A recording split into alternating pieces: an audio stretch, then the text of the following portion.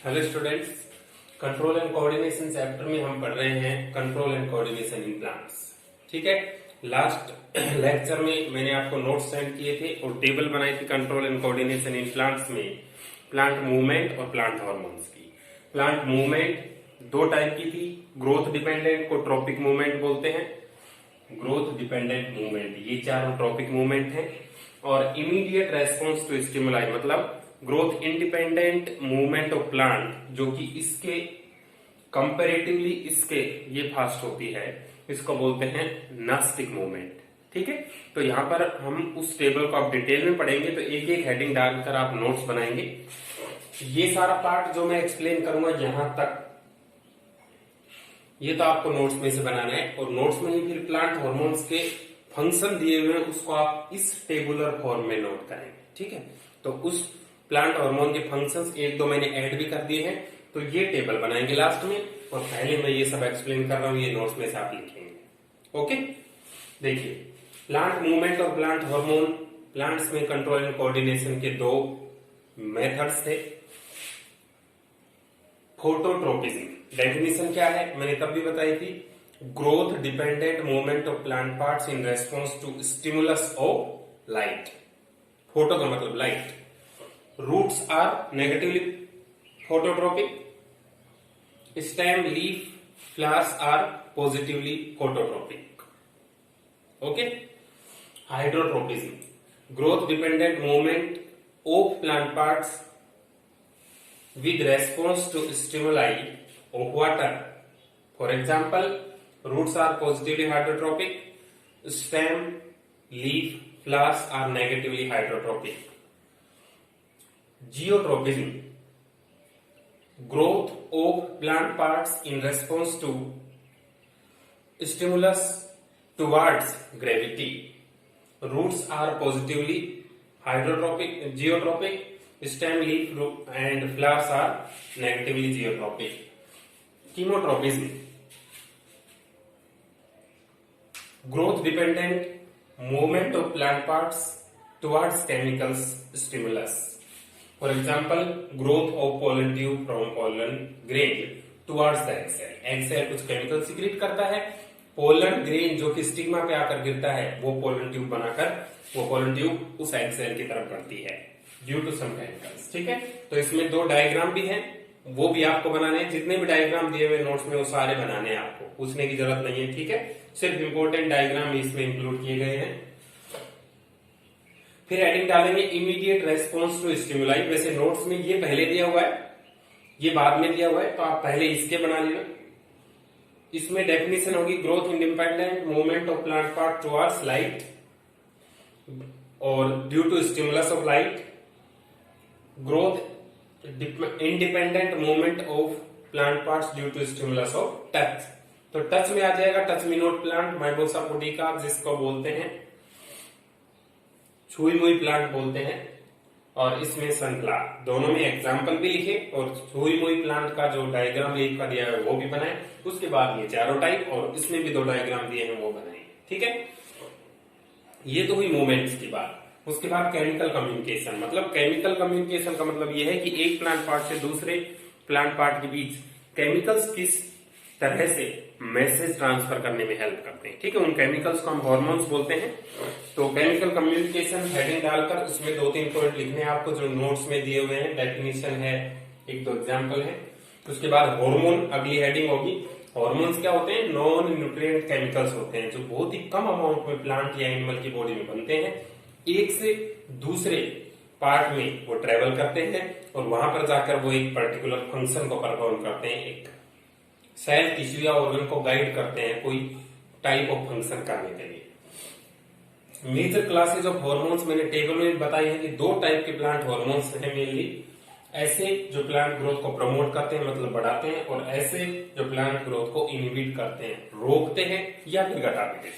ठीक है, इसके बारे में लिखेंगे आप पॉइंट्स, और उसके बाद ये टेबल बनेगी लास्ट में। ध्यान रखना ये टेबल नोट्स में से ही बनाए, यहाँ पर सॉरी बोर्ड पे से ही बनाए, बाकी नोट्स आपको उसमें से बनाना। ठीक है, तो 5 प्लांट हार्मोन हैं, auxin, gibberellin, cytokinin, abscisic acid and ethylene. Serial number, name of plant hormone, physiological activity in plant body, मतलब प्लांट बॉडी में ये करते क्या है। ओके, तो पहला हार्मोन है auxin, synthesized in tip of shoot. Shoot या स्टेम की बिल्कुल टिप पर ये सिंथेसाइज होते हैं। Increase length of stem, stem की लेंथ को इंक्रीज करते हैं। Bend plant parts towards sunlight, plant part जैसे सूट है उसको सनलाइट की तरफ बेंड करवाने में हेल्प करने वाला हार्मोन ऑक्सिन होता है। ठीक है, किस तरह से ये हेल्प करता है? ऑक्सिन का काम है ग्रोथ करना। ठीक है, मान लीजिए इस तरफ सन है, इस तरफ इसको बेंड करवाना है, तो टिप पर बनने वाला सारा ऑक्सिन उसके अपोजिट डायरेक्शन में डिफ्यूज हो जाएगा।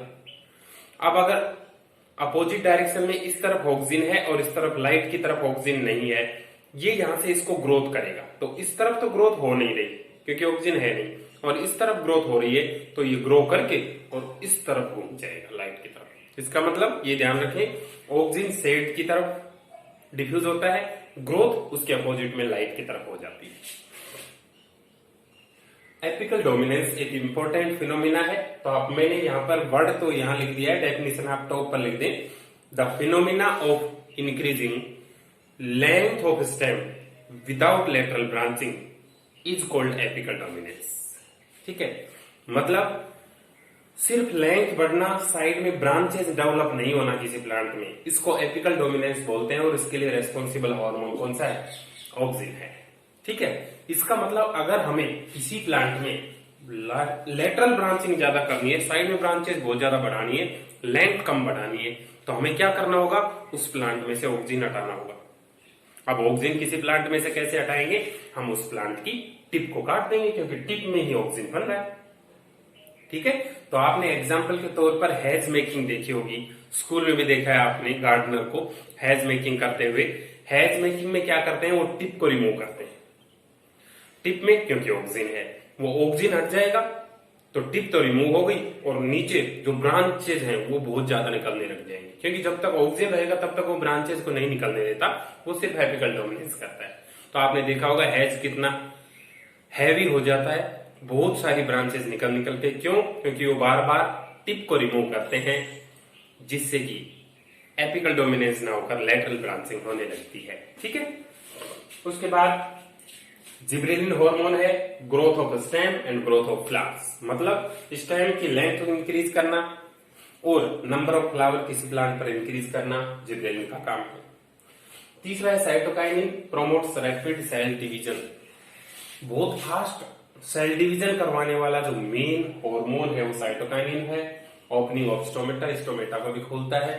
साइटोकाइनिन उन रीजन्स में ज्यादा होता है, ये पॉइंट भी आप कहीं पर मेंशन कर दें तो ऊपर अगर जगह है तो, cytokinin occurs more in regions with rapid cell division like fruits, flowers etcetera. Okay, तो दो फंक्शन इसके हो गए। एब्सिसिक एसिड और इथाइलिन दोनों ही ग्रोथ इनहिबिटर हैं।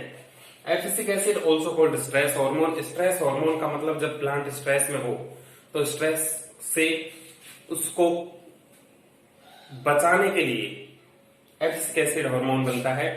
जैसे प्लांट स्ट्रेस में कब होगा? मान लीजिए कई घंटों से उसको लाइट नहीं मिली है फोटोसिंथेसिस करने के लिए, या फिर वाटर नहीं मिल रहा है, या फिर वाटर इतना ज्यादा है कि वाटर लॉगिंग कंडीशन हो गई प्लांट की रूट के आसपास, जिससे रेस्पिरेशन में प्रॉब्लम हो रही है। कोई भी ऐसी कंडीशन होगी तो एब्सिसिक हार्मोन उसमें रिलीज होगा, स्टोमेटा को बंद कर देगा, लीव्स को कोलेप्स कर देगा, विल्टिंग कर देगा, और फॉलिंग ऑफ लीव्स, या फिर लीव्स को उससे गिराने भी लग जाएगा। ये सारी चीजें होती हैं।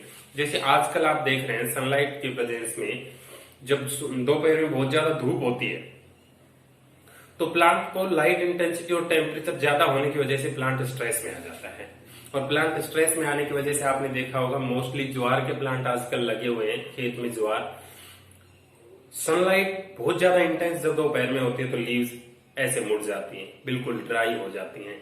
इसका मतलब उसमें एब्सिसिक एसिड बहुत ज्यादा बन गया है, स्ट्रेस से बचा रहा है। इवनिंग में एब्सिसिक एसिड कम हो जाएगा, वो वापस से स्ट्रेट हो जाएंगे। ठीक है, उसको विल्टिंग बोलते हैं। तो ये हो गया एब्सिसिक स्ट्रेस हार्मोन। इथाइलिन एक गैसियस प्लांट हार्मोन है, मतलब ये एक गैस है और हार्मोन की तरह काम करती है। राइपनिंग ऑफ फ्रूट और फॉलिंग ऑफ फ्रूट्स, किसी प्लांट से फ्रूट्स की राइपनिंग करना, पका देना और उसको गिरा देना पकाकर, ये काम है इथाइलिन का। मतलब इथाइलिन हार्मोन एक फ्रूट जो बहुत ज्यादा पका हुआ है उससे इतना ज्यादा इथाइलिन बनता है कि आसपास के सारे फ्रूट्स को पका देता है। इसलिए हमने सुना है कि एक सड़े हुए एप्पल को अगर फ्रेश एप्पल्स के बीच में रख दें तो सारे सड़ जाते हैं। उसका साइंटिफिक रीजन ये है कि उस राइपन्ड फ्रूट से बहुत ज्यादा अमाउंट में इथाइलिन गैस रिलीज हो रही है, और इथाइलिन गैस का काम है राइपनिंग ऑफ फ्रूट। वो तुरंत फ्रूट्स की राइपनिंग करके और उनको इतनी ज्यादा राइपनिंग कर देते हैं कि वो रोटन हो जाते हैं, वो सड़ने लगते हैं। ठीक है, तो ये केमिकल बेसिस इसका है, गैसेस प्लांट हार्मोन, जो एक फ्रूट से रिलीज होकर दूसरे में जाता है। समझे आप?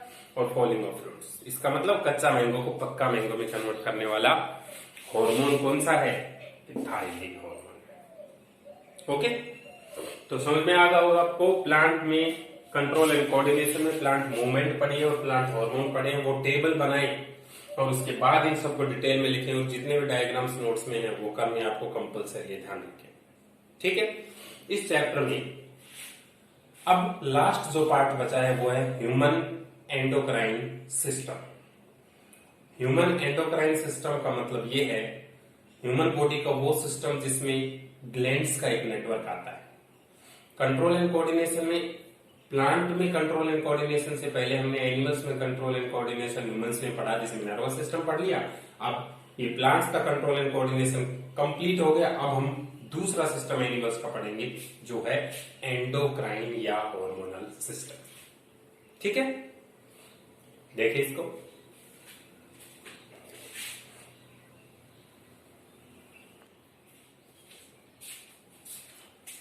ह्यूमन एंडोक्राइन सिस्टम या हार्मोनल सिस्टम, ये है नेक्स्ट हेडिंग। इसमें सबसे पहले क्वेश्चन की फॉर्म में ही आप लिखेंगे व्हाट आर एंडोक्राइन ग्लैंड्स। ठीक है, इसी से नोट्स बनेंगे। तो ये नोट्स में नहीं दिया हुआ, इसका आंसर इसी में लिखेंगे। The glands in animal body which pour their secretions POUR directly into blood and do not have ducts DUCTS are called endocrine glands। ठीक है, फुल स्टॉप। इसी आंसर में second point, they are different from exocrine glands EXO, exocrine glands which have their ducts to transfer their secretion। Okay, full stop. 2 point हो गए। उसके बाद लिखें next question, what are hormones. Hormones are non nutrient comma chemical messengers secreted in trace amounts TRACE trace amounts and affect body physiology। ठीक है, full stop. उसके बाद लिखे next point, some endocrine glands present in human body are, उसका answer हो गया। उसके बाद अगला पॉइंट है, some endocrine glands present in human body are pituitary gland, pineal gland, thyroid gland, thymus gland, adrenal gland, testis gland, ovary gland. ठीक है, testis और ओवेरी दोनों को मिलाकर गोनेड्स बोलते हैं, GONADS। ठीक है, तो आप इसको मैं टेबुलर फॉर्म में उनकी इन सभी ग्लैंड्स की बॉडी में लोकेशन, हार्मोन का नाम, हार्मोन का फंक्शन और इनकी कमी से होने वाली डिजीज, ये टेबुलर फॉर्म में मैं नेक्स्ट लेक्चर में एक्सप्लेन करूंगा। अभी सिर्फ एक चीज बता देता हूं, इन सभी ग्लैंड्स की लोकेशन कहां कहां है बॉडी में। ठीक है, तो आपको अभी लिखना कुछ नहीं है, बस इसका आंसर और इनके एग्जाम्पल लिख देना, बस यहीं पर कंप्लीट है। बाकी मैं समझा रहा हूं और अगले लेक्चर में हम इसको डिटेल में लिखेंगे। ठीक है, आपको यहीं तक लिखना है। पिट्यूटरी ग्लैंड ब्रेन में प्रेजेंट रहती है,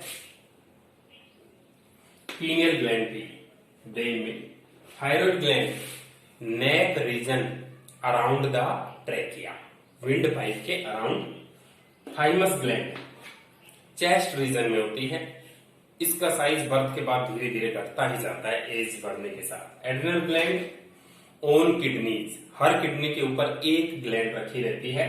टेस्टिस स्क्रोटम में रहता है, मेल रिप्रोडक्टिव सिस्टम का पार्ट भी है, और ओवेरी फीमेल में एब्डोमेन में प्रेजेंट होती है, ये फीमेल रिप्रोडक्टिव सिस्टम का पार्ट भी है।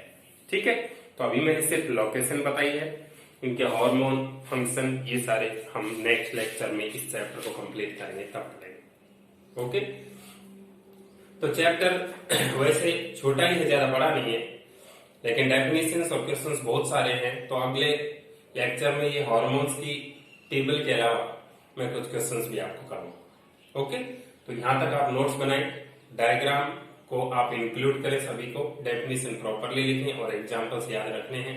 इस बार भी बोर्ड में इसमें क्वेश्चन आया था पॉजिटिव और नेगेटिव जियोट्रॉपिज्म का। ओके, तो आप अच्छे से लर्न करते हैं। Thank you.